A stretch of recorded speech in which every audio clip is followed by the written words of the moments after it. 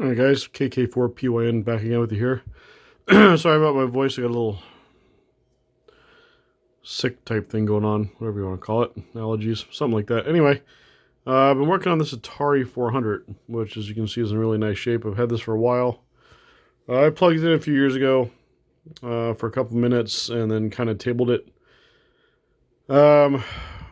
Probably because of the video quality.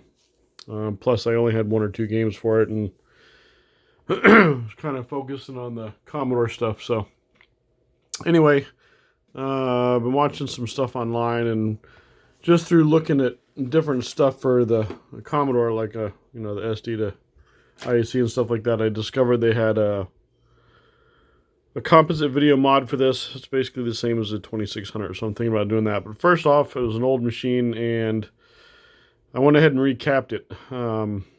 And replaced the voltage regulators with these good recom units. All the yeah, these are the ones I used here. The 2 voltage regulators, the 5 and the 12, I replaced with these recom switching little units or DC-DCs, which of course deletes the heatsink. Coop. And then I just went ahead and recapped it. Got rid of these old TPO. It worked, like I said, but these are all like original looking capacitors. Of course, these are Nichicons, which are good quality. So when I replaced the caps, I went with all top quality Panasonic Nichicon. What we got here? Yeah.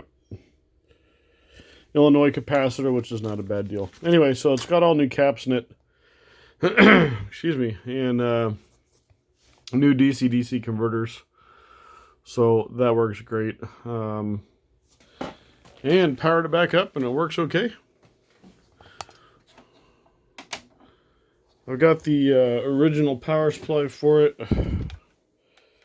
I'll have to look and see if these are rebuildable. I mean, it's just I don't even think it's worth it. I think it's just a transformer, so there's really no point in it. Anyway, you can see here I got missile command working. I was just messing around with this game, and it's actually pretty challenging. So right now I've got this thing running through a VCR into my composite.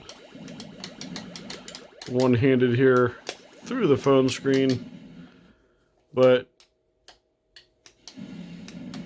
you can tell this is still through an RF modulator, so the video is pretty crappy.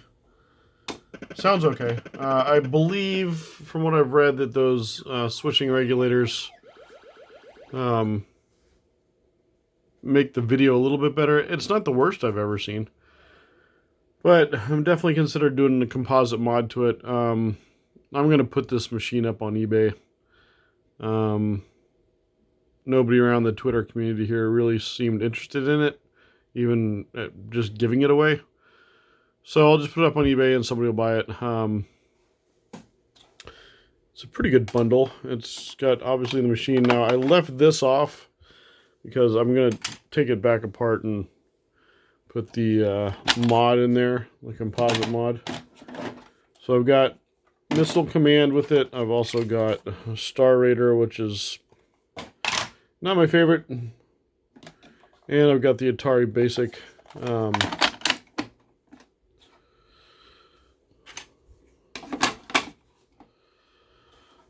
Cartridge there. It's also got the book for Basic, the Atari Basic book.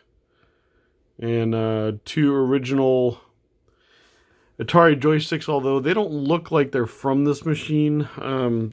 They're not this form factor joystick, which I don't know which ones originally came with this machine, but they're the 2 kind of long ones with the fire buttons on the side.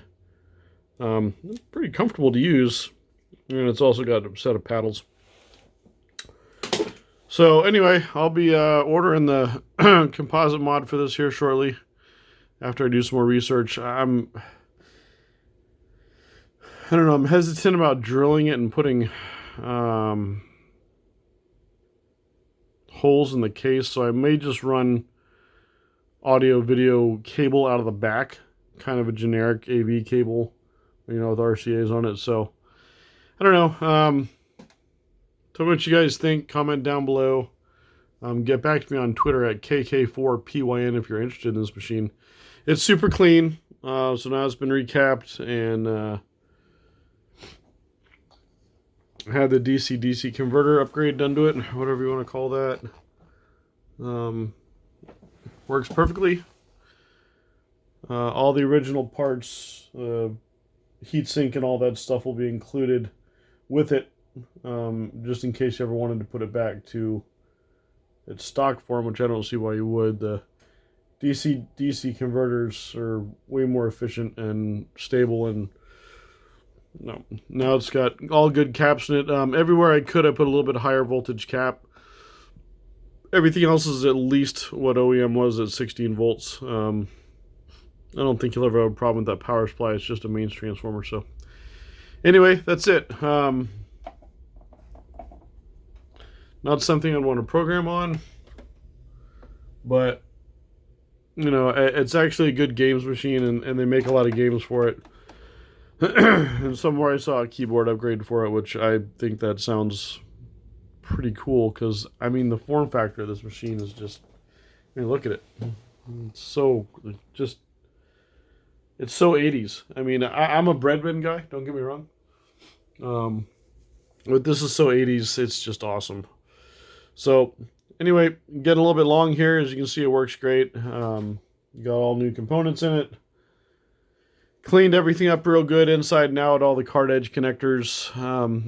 And, you know, if I could find a 48K RAM expansion, I'd probably do that, but I don't think anyone's really going to buy this for the programming aspect of it. So, you know, as a basic machine, yeah, it works. But anyway, probably better just as a game console.